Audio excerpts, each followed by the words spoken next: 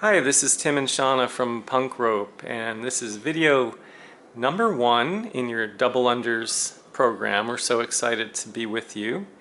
And I'm just gonna join Shana for a second to say hello because for the most part, I'm gonna be the narrator and Shana's gonna be doing the heavy lifting. So give me 2 seconds. Hello. Okay. That's Tim. All right. Good guys. So we've been doing punk rope for, let's see, 16 years, since 2004. And a lot of you have expressed interest in learning double unders. And this is the first video in our attempt to get you to double under perfection. So the very first thing is for Shana to show you what a double under looks like. Those are singles.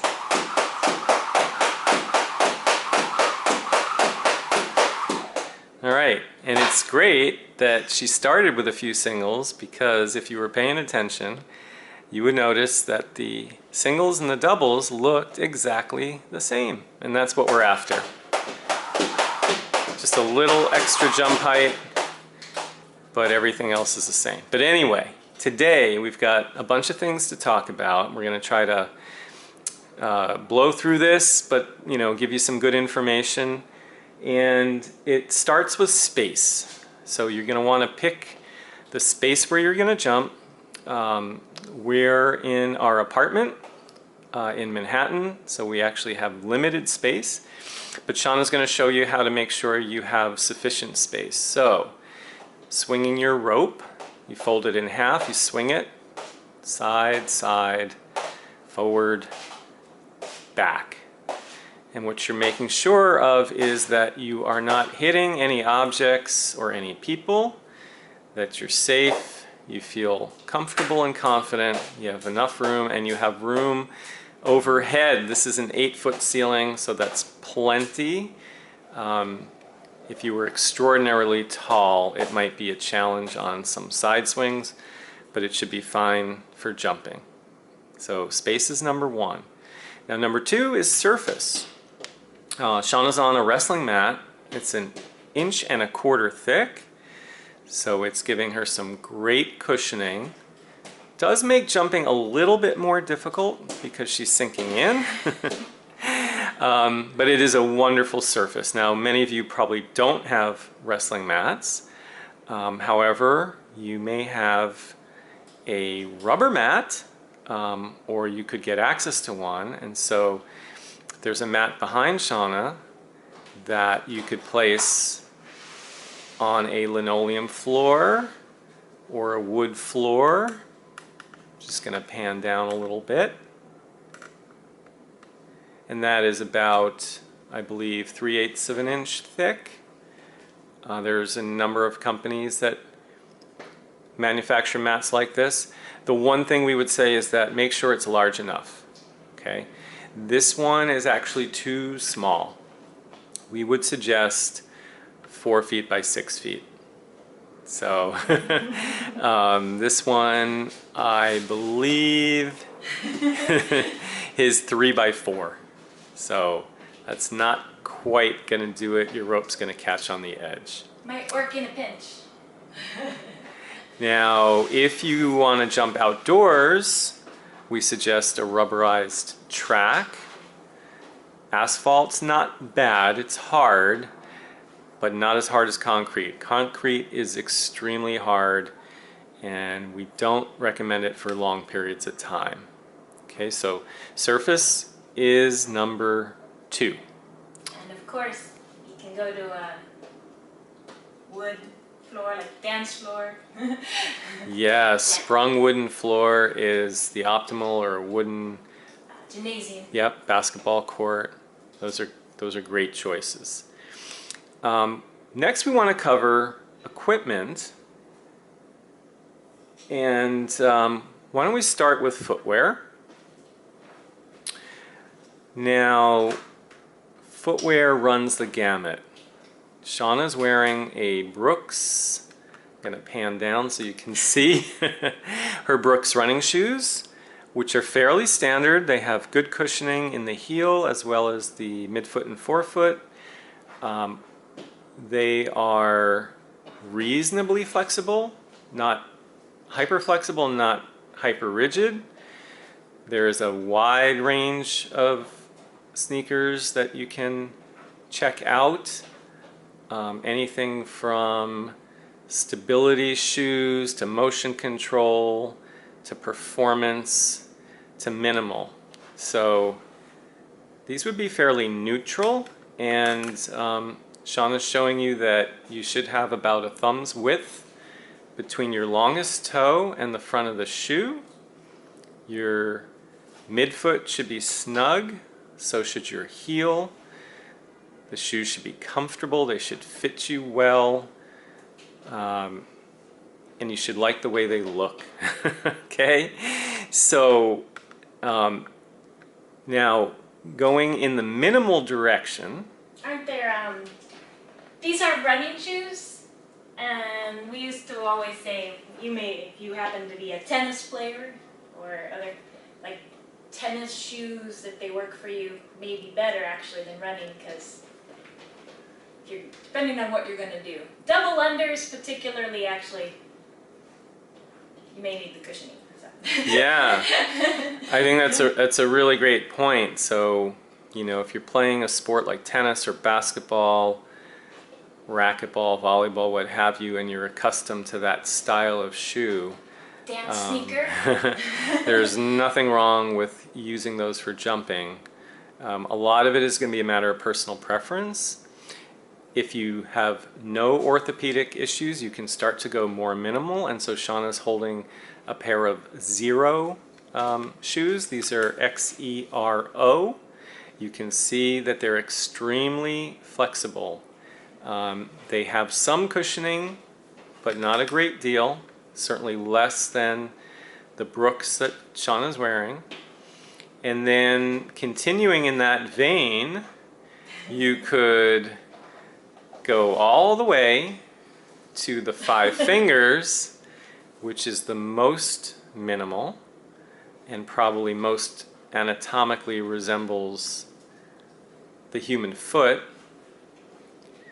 but it's not something we would recommend unless you have extremely healthy, strong feet, 0 orthopedic issues.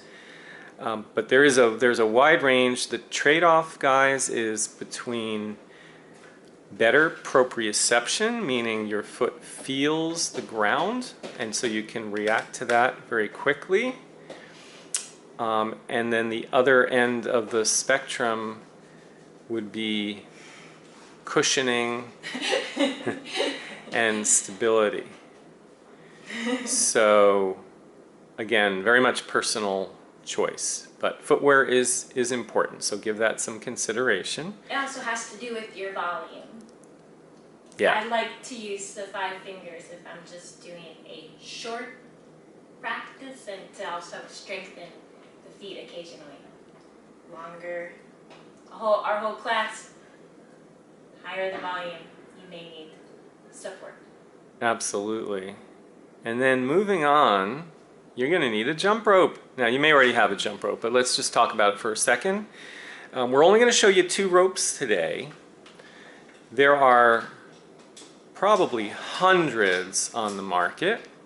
We're going to show you a traditional licorice rope that we carry at Punk Rope, and we have carried for more than 15 years.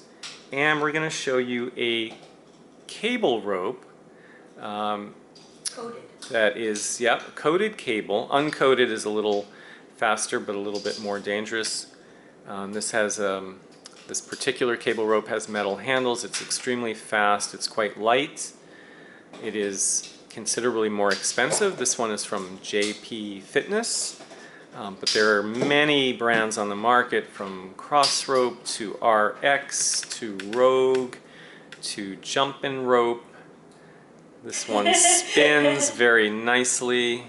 It's well engineered. However, let's talk about the pros and the cons.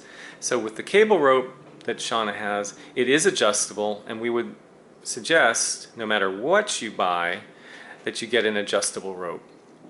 And that way you won't have to toss the cable or replace it as you get more proficient. Because as you get more proficient, you'll probably be able to go to a shorter rope. Okay, it's going to spin very quickly.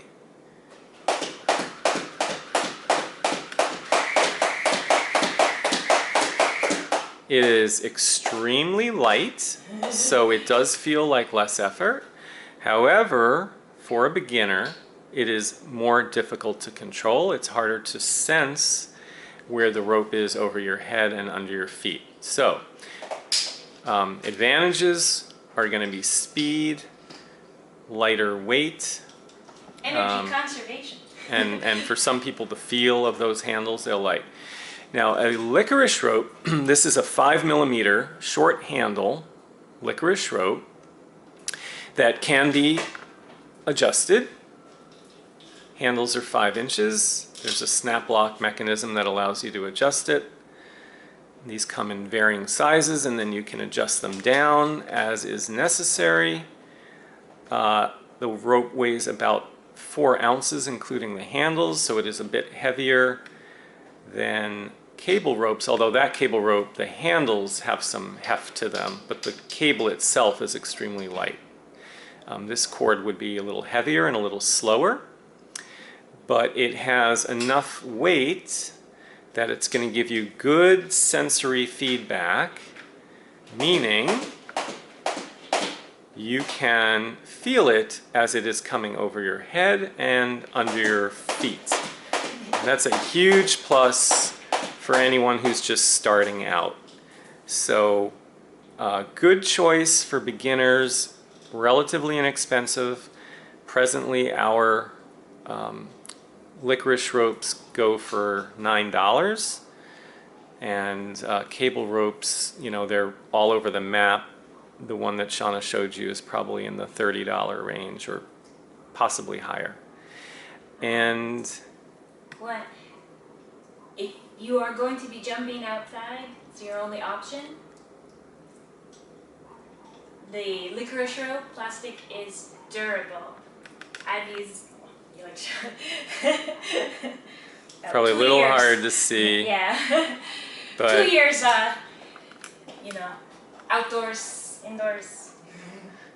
yeah, the cable, whether it's coated or uncoated, is going to get beat up very quickly, and you'll need to replace it. Now that's an option, right? Because you can keep the handles, but it does get expensive and it can be frustrating. These licorice ropes we have used to jump rope 5Ks, and they've held up pretty well. Eventually, you're going to need to replace any rope, whether it's plastic or not. So those are, you know, a couple of options for you to consider, and you can certainly reach out to us if you have specific questions about ropes. Now you're going to need to size your rope. So we'll do that first, and without making this overly complicated, here's a method that has worked well for our students for many years. You can step on your rope with one foot. You can pull the handles up toward the sky so that the rope is taut. And if you're a beginner, the top of the handles should come near the shoulder. So for some people, armpit will be okay. For some folks, they might need an inch or two more. We suggest you go longer rather than shorter, because if you've purchased an adjustable rope, all you need to do is shorten it or potentially tie a knot and you're good to go. If you purchase a rope that is too short, you are out of luck. Okay, so that's a really simple, rough method. It does vary somewhat from jumper to jumper depending on their style, mechanics, etc. But this is a method that works well for most people. Okay, sizing is important. So next, a very useful piece of equipment is a wrist trainer, which you can make yourself. It's half of a jump rope, and then it's going to be trimmed a little bit more so that as you turn it, it is for improving wrist rotation and turning mechanics. As you turn it, the bottom of the trainer is going to strike the ground to the side of your body. And what we do is put an end cap on that cord just so that it's a little quieter, looks a little neater, and it won't hurt as much in the event that it hits you. Hopefully it's not going to hit you. So this is a Go Green that Shana's got. However, if you don't have a wrist trainer and choose not to make your own, another option would be fold your rope in half, grasp both handles in one hand, and then spin that rope to the side, and it will serve the same purpose as a wrist trainer, but it will be a little bit heavier. So the feedback is going to be slightly different. We'll go over this. Yeah, we're gonna go over that in quite a bit of detail, but we wanted to get you started with all the equipment that you need, so that beginning tomorrow you can hit the ground running. Well, actually hit the ground jumping. Pardon the pun. But I think it's important to get all of this out of the way first, and then you can move on.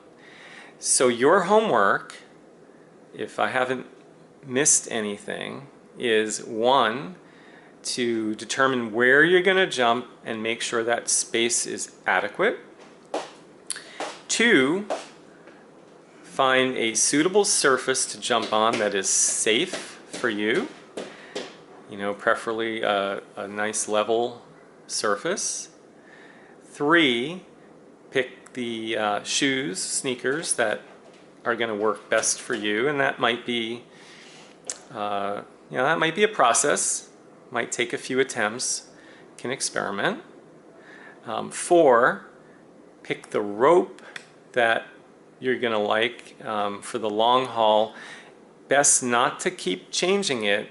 We meet many people that come to our workshops with a bag full of ropes, 5 different weights, 5 different handles. They go back and forth, they get frustrated, they throw one against the wall and they pick up the next one. Try not to do that. Just pick your rope.